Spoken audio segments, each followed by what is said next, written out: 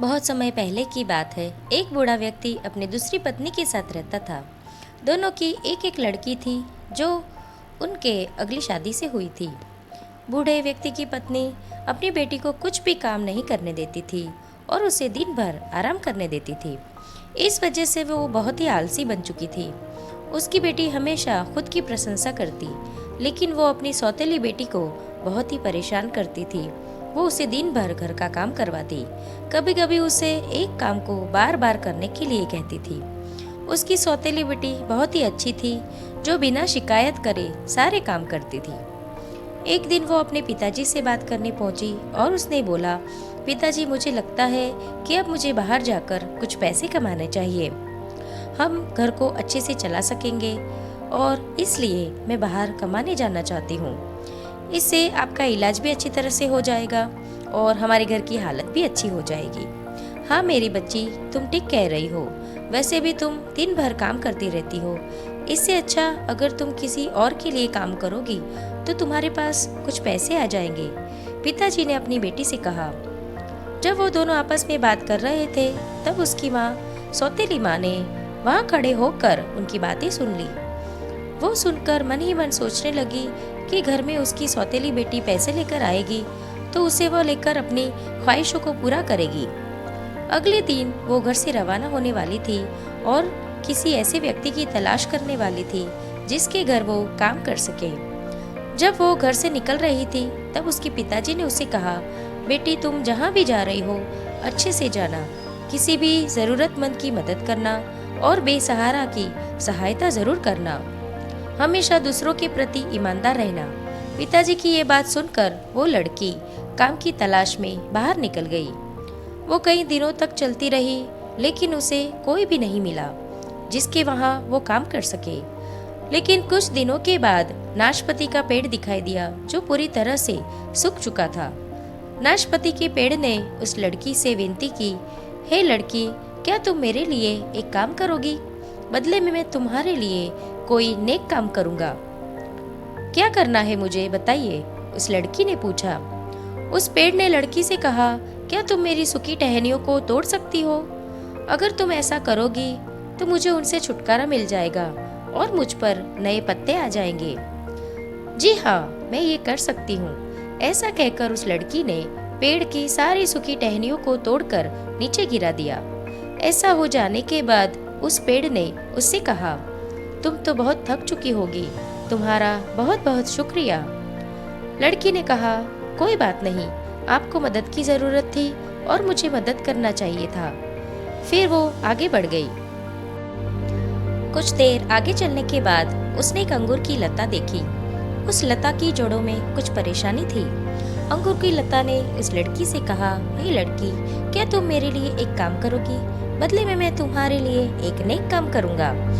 क्या तुम मेरी जड़ों से मिट्टी को खोद सकती हो जिससे कि मैं अच्छे से ठीक हो सकूं? जी हाँ, क्यों नहीं, मैं जरूर कर सकती हूँ। इसके बाद लड़की ने पास में पड़े हुए कुदाल को उठाया और उस जगह की मिट्टी को खोदने लगी। मिट्टी खोदते खोदते उसके हाथ सूज चुके थे और उसके हाथ गंदे भी हो चुके थे।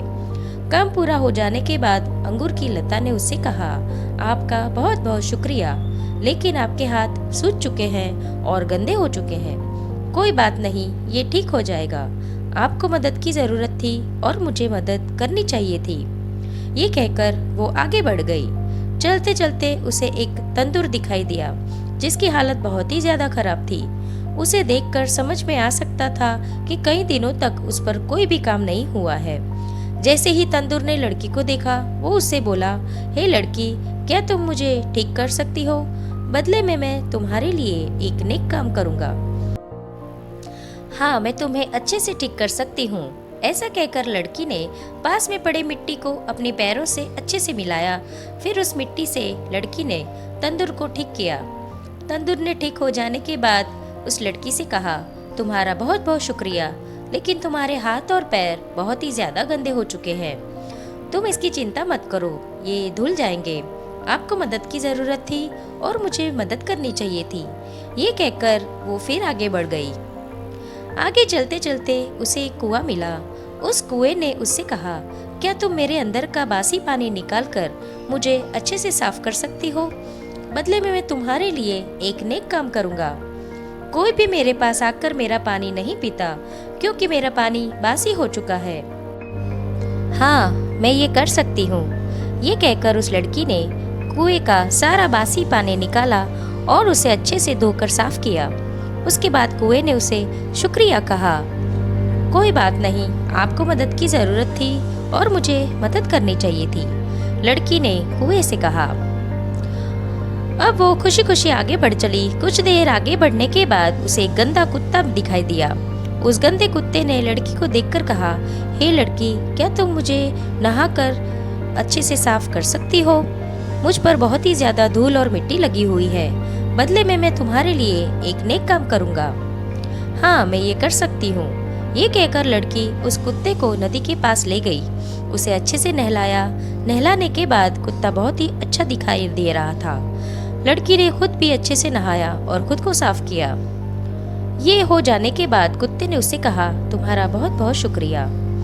कोई बात नहीं, तुमको मदद की जरूरत थी और मुझे मदद करनी चाहिए थी, उस लड़की ने कहा। वो फिर आगे बढ़ गई। चलते चलते उसे एक बड़ा सा महल दिखाई दिया। उसने सोचा कि ये महल के अंदर जाएगी और तो उसे काम मिल जाएगा। अंदर 7 परियां थी।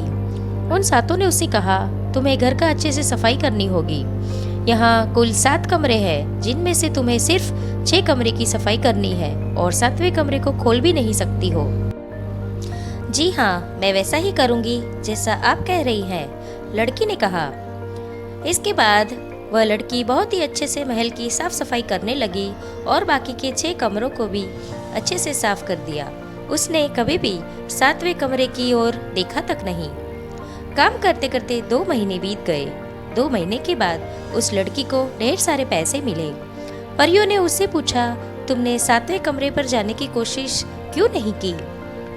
क्योंकि मेरे पिताजी ने मुझसे कहा था कि अपने काम के प्रति और दूसरों के प्रति ईमानदार होना जरूरी है, इसलिए मैंने कभी उसके बारे में नहीं सोचा। लड़की की ये बात सुनकर परियां बहुत ही खुश हुई।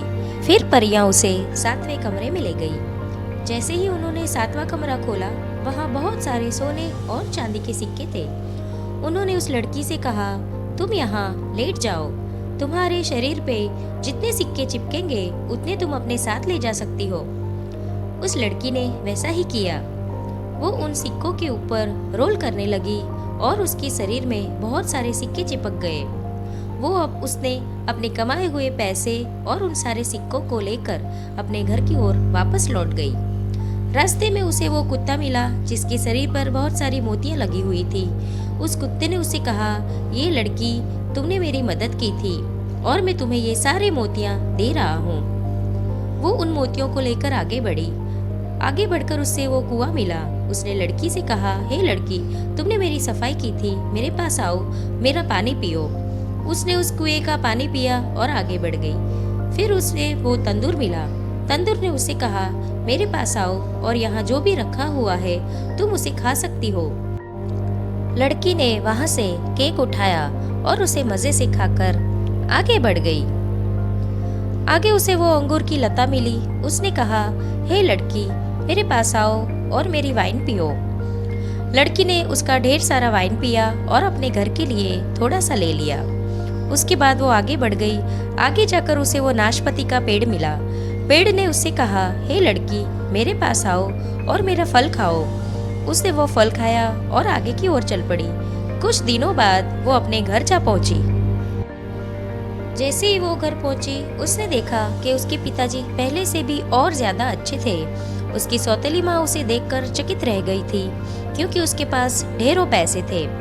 सौतेली माँ ने तुरंत अपनी बेटी के पास गई और उसे जाकर बोली, तुम्हें भी जाकर किसी अमीर व्यक्ति के यहाँ काम करना चाहिए और ढेर सारे पैसे कमाने चाहिए। ये कहकर उसने अपनी बेटी को भी घर से बाहर भेज दिया। उसे भी वो सारे लोग मिले जो उसकी बहन को मिले थे, लेकिन उसने उनकी सहायता करने से मना कर दिया और आगे बढ़ चली। वो भी परियों के घर जा पहुंची। उसे वहाँ पूरा घर और 6 कमरों की सफाई करने का काम दिया गया। लड़की को मना कर दिया और उसने 7वें कमरे में नहीं जाने के लिए कहा, लेकिन उसने 7वां कमरा खोल दिया। कमरे के अंदर मेंढक और बहुत सारी मधुमक्खियां थी। मधुमक्खियां और मेंढक सीधे उसके ऊपर टूट पड़े जिससे कि उस लड़की के शरीर में बहुत सारे घाव हो गए। अपने शरीर के घावों को देखकर वो वापस अपने घर की ओर जाने लगी। रास्ते में उसे वो कुत्ता मिला जिसमें मोतियां लगी हुई थी। कुत्ते ने वह मोतियां देने से मना कर दिया। फिर वो आगे गई जहां उसे कुआं मिला। कुएं ने भी उसे पानी देने से मना कर दिया। उसके बाद उसे तंदूर मिला। तंदूर ने भी उसे मना कर दिया।